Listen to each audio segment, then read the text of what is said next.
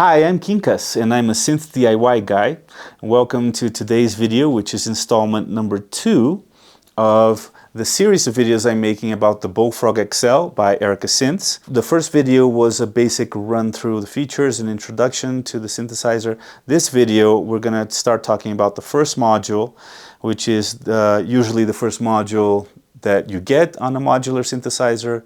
The first module you really start to understand what it does on any kind of synthesizer, and that's the voltage controlled oscillator, right? An oscillator, it's the part of the synthesizer that creates the vibration, the oscillation.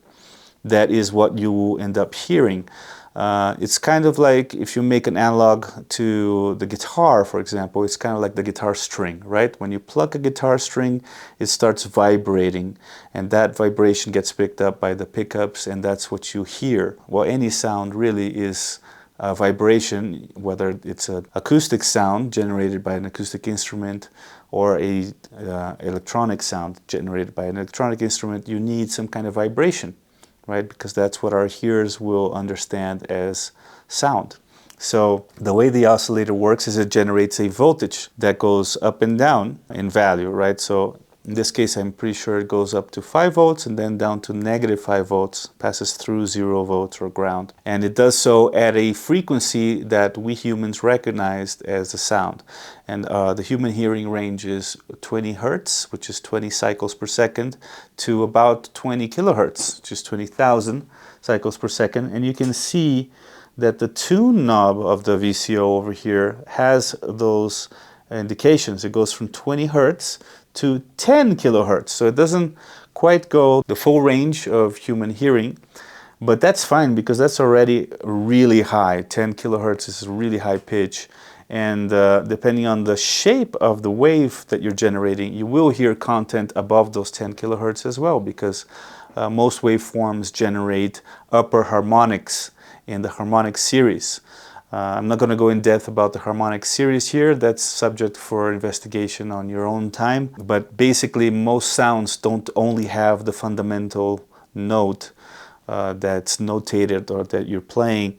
They're also generating other notes that occur naturally based on the laws of physics, and they depend on shape, size, material, etc. of the instrument that's generating them, and they basically define the timbre of that instrument. So that's how you can tell, for example, the sound of a saxophone apart from the sound of a flute or an oboe or a bass guitar or a drum or anything like that.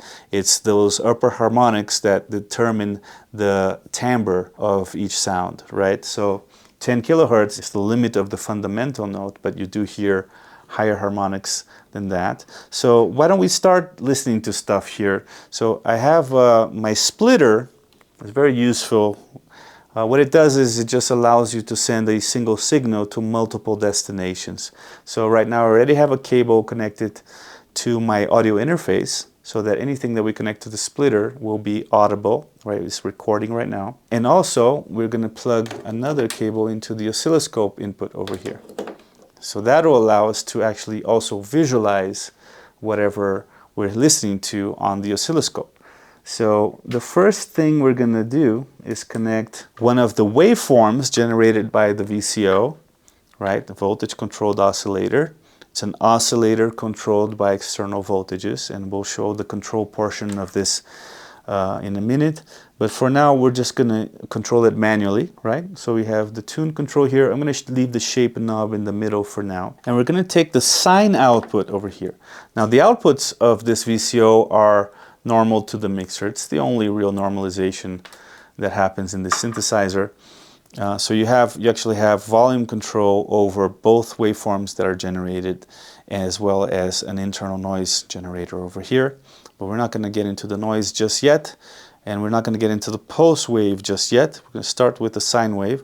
I'm going to plug it into the beginning of my splitter here, and now as I turn up the volume, we'll start seeing that sine wave and hearing it. And the sine wave sounds you'll notice that it sounds very pure, very clean, because it's really just the fundamental. It's the only waveform that doesn't have those upper harmonics I mentioned before. So it's a very clean, clear, pure sound. And the way it looks on the oscilloscope is just a sinusoid shape. You know, it's a curve that goes up and down. It doesn't have any harshness to it. Now, as I turn the tune knob, that will allow me to go up and down in pitch. So let's go down in pitch.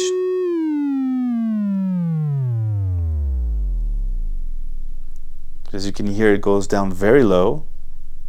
We almost hear that more as a rhythm than as an actual pitch. That's the 20 Hertz. And as I go back up, we hear it more and more as a pitch. And now let's see how high that 1 kilohertz is. See, that's super high. Like, most instruments don't go up that high, you know. So it's really plenty range. Now let's talk a little bit about the shape knob. What the shape knob does is it alters that waveform, right? So we have a pretty close to a pure, perfect sine shape now. If I start turning that shape knob, it's gonna modify or distort that waveform, and we'll hear the effect of that and how it sounds as well. So as the waveform changes, the sound changes as well. So let's listen to that and watch it.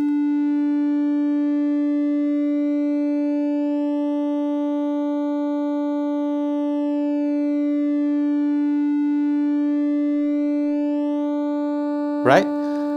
So you notice how it becomes more tinny, a little harsher sounding. Now we have some upper harmonics going on, right? Whereas the middle position here gives us that very clean, fundamental tone. And also you can notice that what's basically happening is you're squeezing the tip, right? The tip of the sine and making the bottom wide and the top skinny, right? That's what we're doing when we turn the shape knob clockwise. When we turn it counterclockwise, it's the other way around. We squeeze that bottom part of the wave, right? And make the top part of the wave wider and fatter. So that's basically what's happening. And now to have that move dynamically is also very interesting.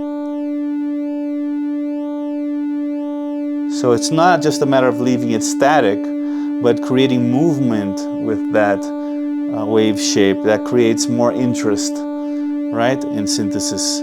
So, all right, so let's put it back in the middle there. Now let's have a look at the pulse wave, right? A sine wave is a curve that goes smoothly up and down. The pulse is actually just has two states. It just goes high or low, and it jumps to that high level and jumps back to that low level. So it looks like when you have it equal pulse on top and bottom, it looks like a square. So that's why it's called a square wave. So when you have the shape in the middle, the pulse wave is actually a square wave, right? So a pulse wave with equal top and bottom pulses, pulse width, right? Pulse width modulation, that's a term you might have heard before in synthesis.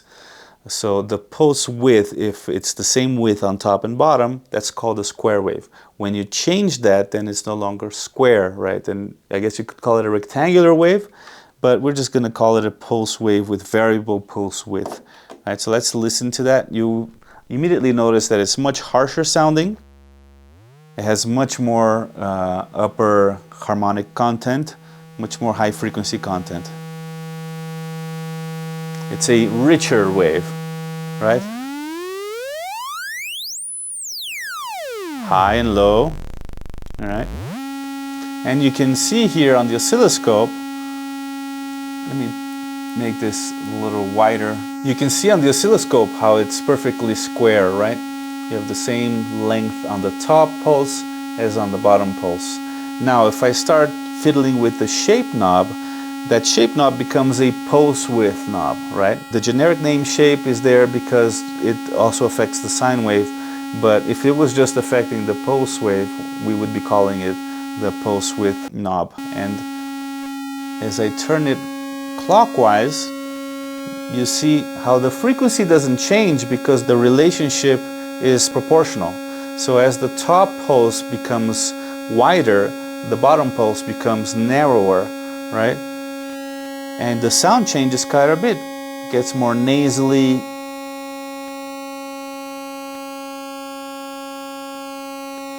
where in the middle is kind of more robust, more bassy, right? See? It's almost like chiptune sounds. Now if I turn the shape knob counterclockwise, the opposite happens, right? The top pulse becomes narrow and the bottom pulse becomes wide, right? So you get that. And again, to have this be animated somehow makes a really interesting sound. In fact, it almost sounds like two oscillators slightly detuned sounding together when I start animating that pulse width. Very cool. Now, you will notice that there are a couple of jacks in the VCO over here. One right here says 1 volt per octave, right? Now, what is 1 volt per octave? 1 volt per octave is the standard used in most synthesizers.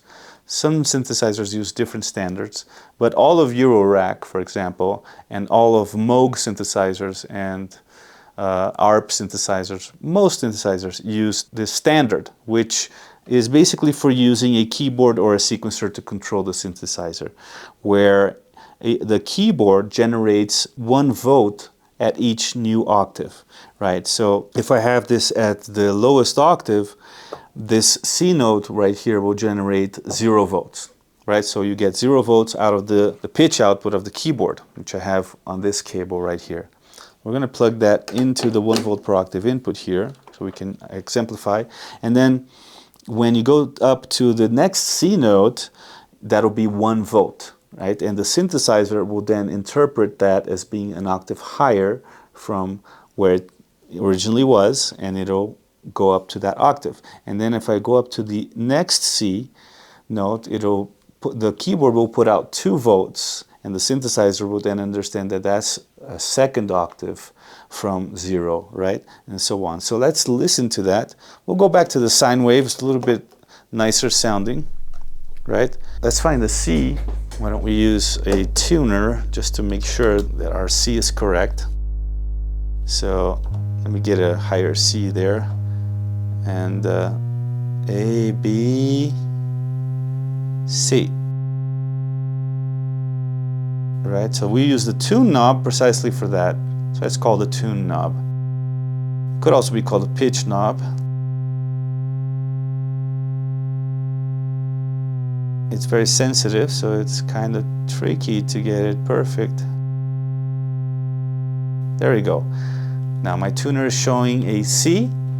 The green means that it's perfectly in tune. Now I can plug this back into the oscilloscope. We no longer need the tuner. And now you can see how if I play this low key right here, we get a very low C note. Play this one, it's still a C note. Play this one, it's another C note, an octave above this one. And I can go up in octaves with the octave button on the keyboard here and continue. And you can see that the tracking is really superb on this synthesizer, meaning that the response is very well calibrated to 1 volt per octave. And you're really getting C notes at each C key that you press. However, what about the other notes? Well, then it'll generate fractions of voltages, right? So each half step will add a 1/12 of a volt. So let's say that this is 1 volt. This is probably 1 volt and 1/12, right? Whatever the fraction version of that will be. So you can actually play every single note of the chromatic scale with the keyboard, and it'll accurately reflect that. So that's how you play. That's how you control the pitch of an oscillator using a CV keyboard. Now this has built-in MIDI. There's a MIDI interface in here that receives the MIDI signal from the keyboard and generates that voltage for you internally and send it to the oscillator internally. So it's doing the same thing, only it's for keyboards that don't have CV outputs. Then you can use the MIDI, plug the MIDI straight into the top. It's right here.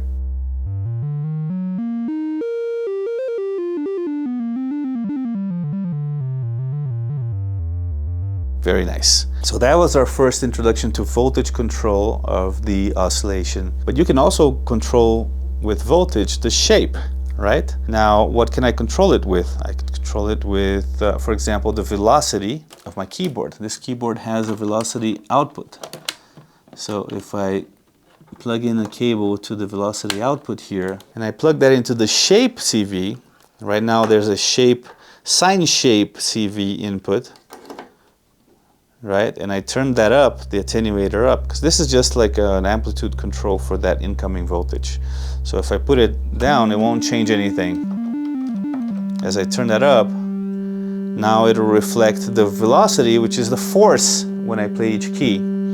So if I play softly, we get that sine wave, see? If I play hard, then we get that more tinny sound. So now I can be very expressive by playing harder or softer, or faster or slower, and that'll create a tonal variation based on my velocity.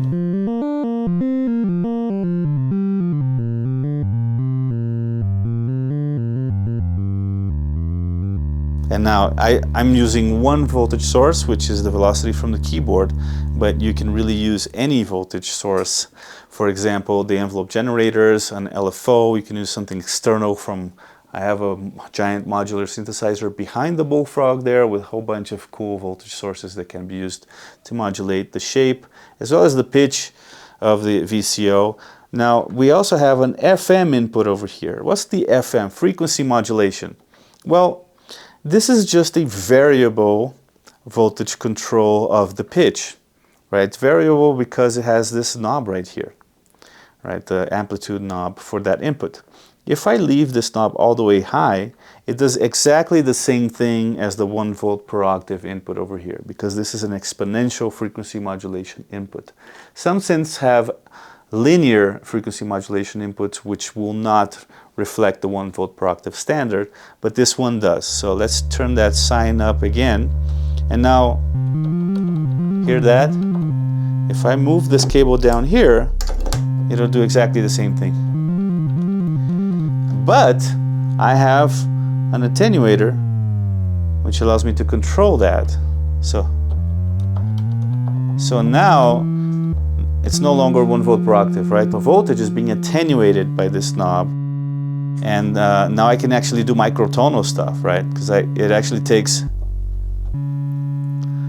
like 3 octaves on the keyboard to hit 1 octave of the synth. So that means I have triple as many notes between octaves available. So I can play. Right, let's move up in pitch here. So this is actually a cool way to experiment with microtonal music, right? And I can suggest this as the first exercise that you can tell your students to do, is to actually attenuate the signal from the keyboard and experiment with different microtonal sounds and scales, where you have smaller increments of pitch than the traditional half steps that we get with normal Western music and Western instruments such as guitars, pianos, and so on. So that's one thing you can play around with. Now, another thing that this FM input is useful for is for applying an additional voltage control over the pitch. So for example, let's go back to using the keyboard on the 1 volt per octave input.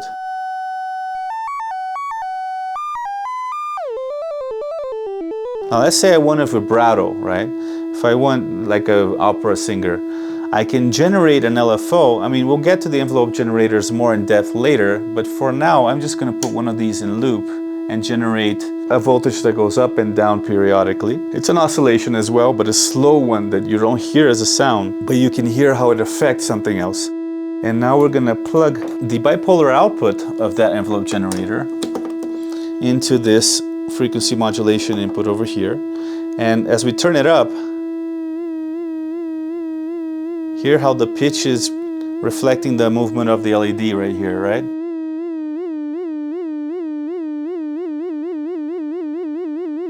So now I can I'm controlling the pitch with two things simultaneously, right?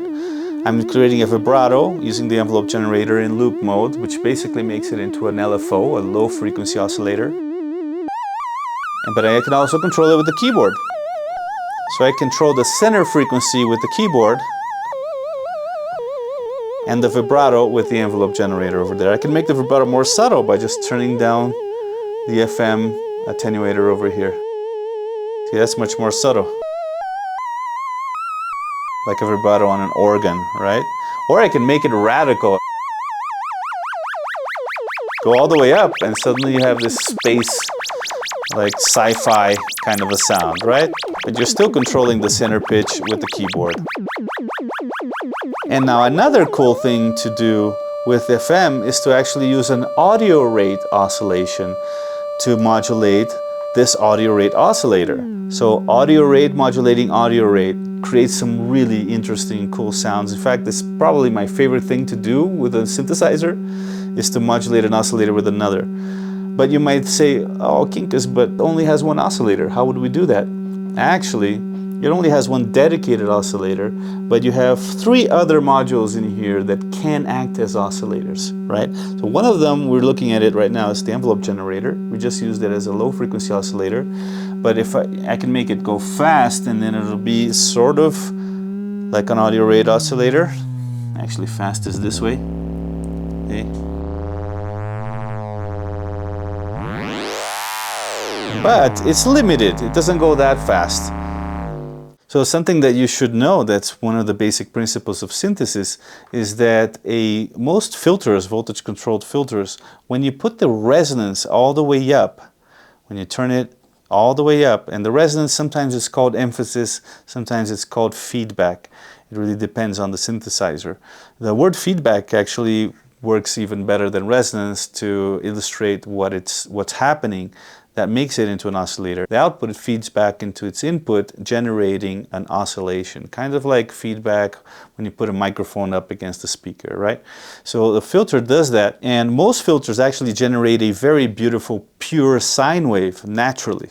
Like it's just as part of the topology of the circuit. It's an even better sine wave than the one generated in the VCO, because the one on the VCO is actually being shaped by circuitry into a sine wave based on another kind of a wave, either a saw or a triangle or a square. Whereas the filter is naturally generating a sine wave. So let's listen to that sine wave real quick. And we'll get the filter output over here. And see, let's turn this down so you can actually visualize. Look at that. That looks even more perfect and more mathematically accurate as a sine wave than the one that we get out of here, right?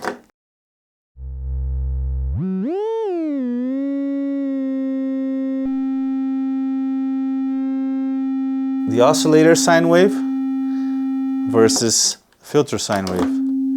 Right? Hear that? It's less harsh still than the one from the VCO. The VCO one is pretty good, but this is a perfect sine wave. It's so pure, so clean sounding, right?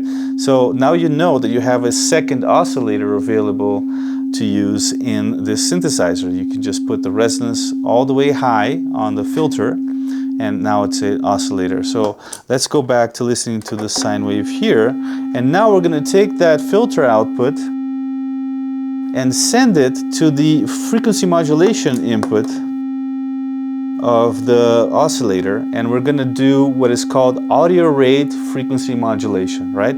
So this is an audible waveform over here on the filter that we're using to modulate the frequency of another audible waveform, right? So instead of a vibrato effect, what you're going to get is very different, very interesting, very beautiful. So listen to this. We'll turn up the FM knob. Now I'll play around with the oscillator tune as well as the filter frequency, cutoff frequency, and we'll listen to what kind of sounds we get.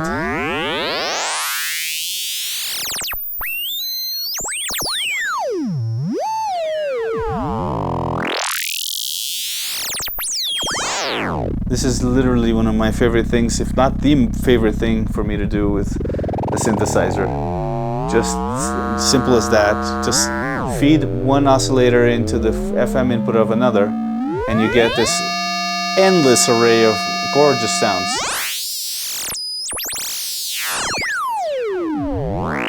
Super sci-fi, right?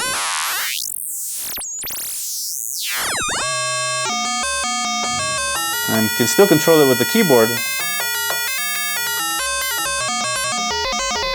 It's just that now it's not going to really respect the notes that you expect because you're doing this crazy audio rate modulation here. Right, and this is with the FM knob all the way up, but the amplitude of the incoming oscillator also affects it. See, I'm just turning the amplitude now.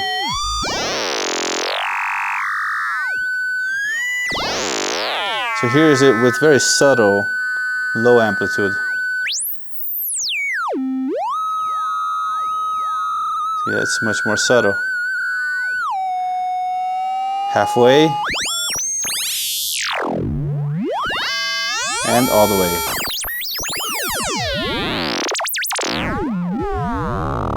Right. So I think that's it for the VCO video. As a suggestion for further exploration for your students, you can ask them to experiment precisely with frequency modulation.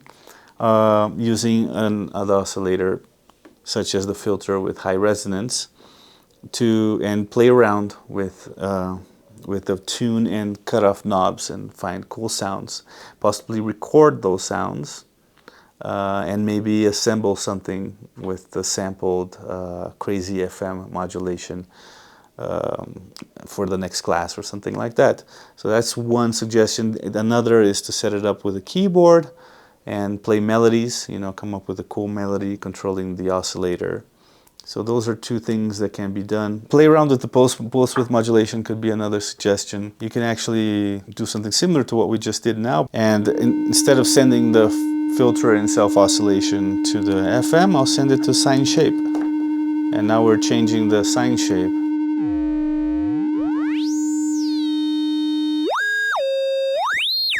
In fact, it sounds kind of even similar, but it's slightly different effect. All right, or we can use the pulse wave instead and use this on pulse width modulation there.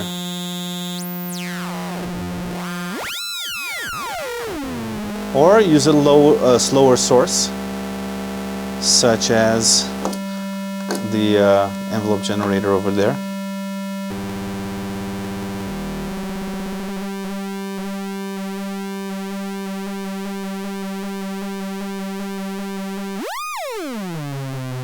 And you can still play the keyboard. So those are all things that you can tell your students to experiment with as they're learning and getting acquainted with the VCO. That's it for this video. Please stay tuned for the next video, which will be a deep dive into the Bullfrog XL's VCF, Voltage Controlled Filter. See you soon and stay noisy.